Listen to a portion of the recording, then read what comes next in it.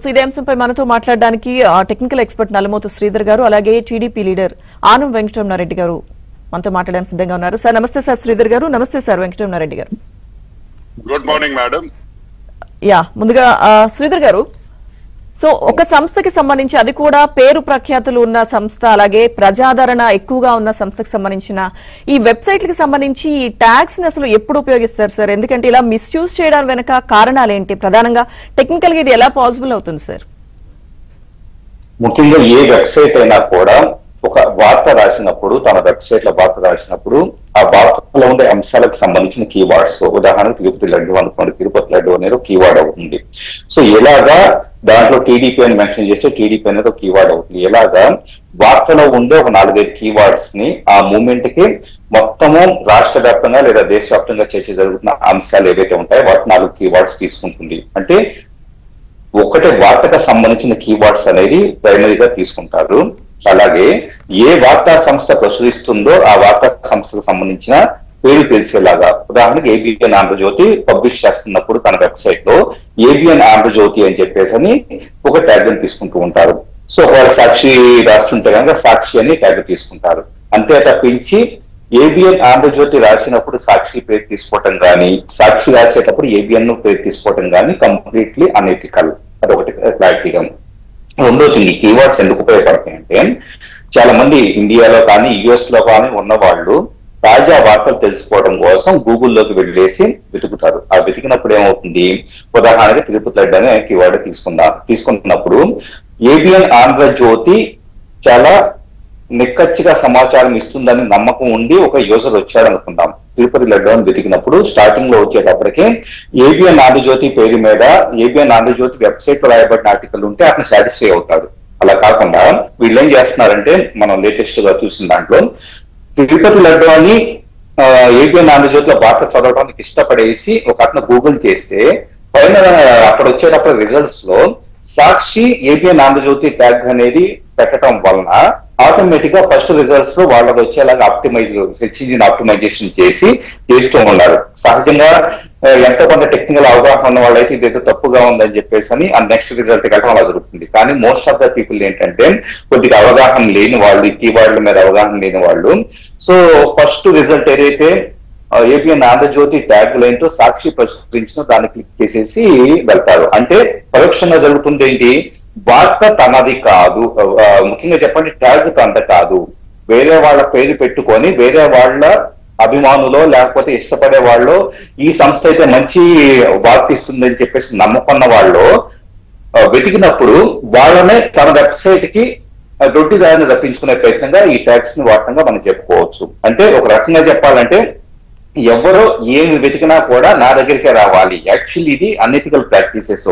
ఇది ఎక్కడ కూడా ప్రపంచవ్యాప్తంగా టెక్నాలజీ రంగంలో కానీ, ఎంటర్టైన్మెంట్ రంగంలో కానీ, ఇంకా ఏ డొమైన్లోకి వెళ్ళిన వార్తలకు సంబంధించి కావచ్చు, ఎవరు కూడా ఏ సంస్థ ఎప్పటి వరకు ఇలాంటి ప్రాక్టీసెస్ పాల్పడలేదు. ఎందుకంటే ఎవరికి వాళ్ళు మేము వార్త రాశామంటే కనుక మా ట్యాగ్ లైన్ వాడుకుంటారు తప్పించి, వాళ్ళ సొంత ట్యాగ్ లైన్ వాడుకుంటారు తప్పించి, అలాగే వార్తకు సంబంధించిన ట్యాగ్ లైన్ వాడుకుంటారు తప్పించేసి తన పోటీ సంస్థకు సంబంధించేసి ట్యాగ్ లైన్ తీసుకొచ్చేసి తగిలించుకొని వాళ్ళ వ్యూవర్స్ ను కూడా తన వైపు లాక్కోవడం అనేది పూర్తిగా అనైతికంగా మనం భావించాల్సి ఉంటుంది. సార్, అయితే ఇప్పుడు మీరు అనైతికల్ అని చెప్పారు, అంటే వ్యూవర్షిప్ పెంచుకోవడానికి ఇప్పుడు ఇది ఎన్ని రోజులు వెళ్ళిలా, అంటే ఎవరైనా ఇట్లా ట్యాగ్స్ ఉపయోగించే వాళ్ళు ఎన్నాళ్ళు ఇట్లా చేయగలరు సార్? ఎందుకంటే అవతలి ఆర్గనైజేషన్స్ కి తెలిసిపోయే అవకాశం ఉంటుంది కదా సార్. ఈ వెబ్సైట్ ని ఎంతకాలం వీళ్ళలా హ్యాండిల్ చేయగలరు? అంటే తెలిసినా కూడా వాస్తవంగా చెప్పాలంటే కనుక ఏదైనా పోలీస్ కంప్లైంట్ పెట్టడమో లేకపోతే ఇలాంటివి తప్పించేసి దీనికి సొల్యూషన్ లేదు. ఎందుకంటే గూగుల్ వచ్చేటప్పటికి ABN Andhrajyothy tag line ABN Andhra Jyothi వాడుతుందా, లేదా సాక్షి ఏబిఎన్ ఆంధ్రజ్యోతి ట్యాగ్ లైన్ వాడుతుందా, ఇదంతా కూడా మైక్రో మేనేజ్మెంట్ చేసేటంత తీరిక చేసుకోదు గూగుల్ సంస్థ. సహజంగా ఏదో ట్యాగ్ లైన్ ఉంది, గూగుల్ సెర్చ్ ఇంజిన్స్ బాట్స్ వచ్చేటప్పటికి బాట్ అంటాం. బాట్ ఏం చేస్తుందంటే ప్రతి వెబ్సైట్ లోకి వెళ్ళేసి ఏ ట్యాగ్లు వాడబడ్డాయి, ఏ న్యూస్ ఉంది, మొత్తం లింకులు తీసుకొచ్చేసి ఇండెక్సింగ్ పెడుతుంది తప్పించి, అది ఆటోమేటెడ్ సాఫ్ట్వేర్ చేస్తుంది తప్పించి, ఒక మనిషి ఇది తప్పు చేస్తున్నారా కరెక్ట్ చేస్తున్నారా అని చెప్పేసి దాన్ని పర్యవేక్షించేటంత విధానం అనేది గూగుల్లో ఉండదు. సో ఎప్పుడైనా కూడా ఇలాంటప్పుడు ఏం చేయొచ్చు అంటే గూగుల్ సంస్థకు రిపోర్ట్ చేసే స్కోప్ ఉంటుంది. అలా రిపోర్ట్ చేసే అంతకాలం ఇది గూగుల్ సంస్థకి రిపోర్ట్ చేయడం అనేది, పోలీస్ కంప్లైంట్ చేయడం అనేది ఈ 2 మెథడ్సే. కానీ దీని వలన ఈ టైప్ ఆఫ్ ప్రాక్టీసెస్ వలన మాత్రం ముందు ముందు చాలా మంది ఎవరైతే ఒరిజినల్ వెబ్సైట్ కి ఏబిఎన్ కి సంబంధించేసి రావాల్సిన వాళ్ళు ఉంటారో వాళ్ళు తెలుసో తెలియకో ఆ వెబ్సైట్ కి వెళ్ళిపోవడం, తెలియకుండానే ఇండైరెక్ట్ ట్రాఫిక్ పెరగటం వల్ల దురదృష్టవశాత్తు ఇక్కడ ఏం జరుగుతుందంటే ఏబిఎన్ ఆంధ్రజ్యోతికి ఎక్కువ సర్క్యులేషన్ ఉన్నా గానీ, ఎక్కువ వ్యూవర్షిప్ ఉన్నా గానీ, ఎక్కువ మంది విజిటర్స్ ఉన్నా గానీ ఆ వెబ్సైట్ కి కొంతకాలం పాటు ఇలా వాడటం వల్ల ఏమవుతుందంటే ఈ వ్యూవర్షిప్ తగ్గిపోయేసి, ఈ విజిటర్స్ తగ్గిపోయేసి సాక్షికి పెరిగే స్కోప్ అనేది ఉంటుంది. ఎందుకంటే కనుక అందరూ తెలుసో తెలియక అక్కడికి వెళ్ళిపోతూ ఉన్నారు కాబట్టి ఇప్పుడు ఏం చేసింది గూగుల్లో ఏబిఎన్ కంటే సాక్షి టాప్ ఎడ్జ్ లో ఉంది, ఎక్కువ విజిటర్స్ వెళ్తున్నారు కాబట్టి ఇదేదో పాపులర్ వెబ్సైట్ అని చెప్పేసి భావించి ఇక్కడ నుంచి రిజల్ట్స్ ఇచ్చేటప్పుడు, రికమెండేషన్స్ ఇచ్చేటప్పుడు సాక్షిని ముందు చూపించే అవకాశం కూడా ఉంది.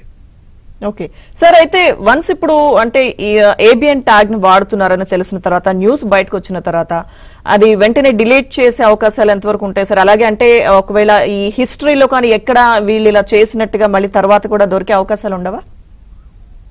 వాస్తవంగా ఏంటంటే వీళ్ళు వెంటనే బయటపడిన తర్వాత డిలీట్ చేయడానికి ఎన్నో వందల ఆర్టికల్స్ కి వీళ్ళకి ట్యాగులు పెట్టుకుంటారు. సో ఆ ట్యాగులన్నింటినీ రిమూవ్ చేయడం కోసం వర్డ్ ప్రెస్ లో కానీ, జూమ్ లో కానీ వీళ్ళు వాడే వెనక బ్యాక్ అండ్ సాఫ్ట్వేర్ ఏదైతే ఉంటుందో దాంట్లో ఒక చిన్న ఎక్స్టెన్షన్ వేసేసుకుంటే ఆల్రెడీ ఎగ్జిస్టింగ్ గా ఉన్న ఏబిఎన్ ఆంధ్రజ్యోతి ట్యాగ్ ని వాళ్ళు తీసేయడం అనేది ఈజీనే. అంటే అప్పటికప్పుడు విత్ ఇన్ 5 నిమిషాలు 10 నిమిషాలు తీసేయగలుగుతారు అన్ని ఆర్టికల్స్ కి. కాకపోతే ఇక్కడ ఏం జరుగుతుందంటే గూగుల్ క్యాషెడ్ పేజెస్ అంటారు. క్యాషెడ్ పేజెస్ అంటే ఒకసారి ఒక 10 రోజుల క్రితమో, నెల రోజుల క్రితమో ఏబిఎన్ ఆంధ్రజ్యోతి ట్యాగ్ లైన్ తో సాక్షి ఒక ఆర్టికల్ పబ్లిష్ చేసింది అనుకుందాం.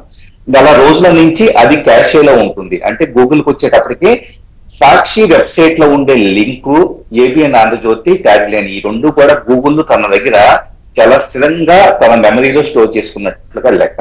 కాబట్టి గూగుల్ ఇండెక్సింగ్ లో ఇది ఇంకొంతకాలం పాటు వీళ్ళు ఇప్పటికిప్పుడు తీసేసినా కూడా ఒక 6 months 1 year పాటు దీని ఇంపాక్ట్ అనేది ఏబిఎన్ మీద ఉంటుంది.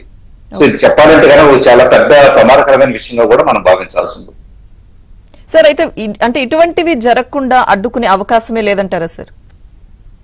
ఒకటండి, యాక్చువల్లీ ఏంటంటే ఇప్పటిదాకా నేను దాదాపు 15-20 సంవత్సరాలుగా టెక్నాలజీ డొమైన్ లో ఉన్నాను. ఇప్పటిదాకా ఎవరైనా ఇంటర్నేషనల్ గా ఎన్నో వెబ్సైట్లు చూస్తుంటాను, వార్తా సంస్థ CNN కావచ్చు, ఫాక్స్ న్యూస్ కావచ్చు, ఇలాంటివి మనం చూద్దాం. వాళ్ళు ఎప్పుడు కూడా వేరే వాళ్ళ ట్యాగ్ లైన్ పెట్టుకోవడం అనేది వాళ్ళు ఇష్టపడరు. ఎందుకంటే వాళ్ళకి వాళ్ళు సొంత ఐడెంటిటీ కలిగి ఉండాలి, మేము ఇచ్చే వార్త అనేది జనాల్లోకి వెళ్ళాలి, సో మా బ్రాండ్ వాల్యూ పెరగాలని చెప్పేసి వాళ్ళ బ్రాండ్ వాల్యూ గురించి ఆలోచిస్తారు తప్పించి వేరే కాంపిటేటివ్ టాపిక్ నాకు వచ్చేసి నేను లాభపడాలని చెప్పేసి మెంటాలిటీ ఈ అంతర్జాతీయ సంస్థకే ఉండదు. సో ఇక్కడే ఫస్ట్ టైం చూస్తాం జరిగింది ఇలాగా వేరే వాళ్ళ బ్రాండ్ వాల్యూని తన ట్రాఫిక్ పెంచుకోవడం కోసం వాడటం అనేది పూర్తిగా అనైతికల్ గా చెప్పాలంటే కనుక దీనిని చట్టబద్ధంగా ముందే అడ్డుకట్ట వేయడానికి అయితే ఎలాంటి స్కోప్ లేదు. ఎందుకంటే గూగుల్ కానీ, ఫేస్బుక్ కానీ ఇలాంటివంతా కూడా ఫ్రీ ఆఫ్ కాస్ట్ ఇచ్చే సర్వీసెస్. సో అవి మన వెబ్సైట్స్ లో ఒక ఇండెక్స్ చేసి యూజర్స్ కి ఇస్తామంటే ఇదంతా కూడా ఫ్రీగా సర్వీస్ ఇస్తాయి కాబట్టి వాటిల్లో మా రెప్యుటేషన్ వీళ్ళు దెబ్బతీస్తున్నారని ముందస్తుగా మనం కంప్లైంట్ చేయడానికి కానీ ఇలాంటిది ఏదే లేదు. ఎప్పుడన్నా ఈ విధంగా నోటీస్ వచ్చినప్పుడు గూగుల్ కి రిపోర్ట్ చేయటం లేదా పోలీస్ కేసు పెట్టడం, ఈ రెండు మాత్రమే మనకున్న మెథడ్స్. ఖచ్చితంగా ముందు ఇది ఇంకాస్త దారుణమైన పరిస్థితికి వెళ్లే అవకాశాలు కూడా కనపడుతుంది. ఎందుకంటే ఇలాంటి ప్రాక్టీసెస్ అయితే మాత్రం ఇప్పటి వరకు నిజం చెప్పాలంటే చిన్న చితక వార్తాపత్రికలో ఆన్లైన్ వెబ్సైట్ నడిపే వాళ్ళు కూడా ఇంత దారుణంగా అయితే ఇప్పటిదాకా ఎప్పుడు ఆలోచించలేదు. Right sir, thank you so much.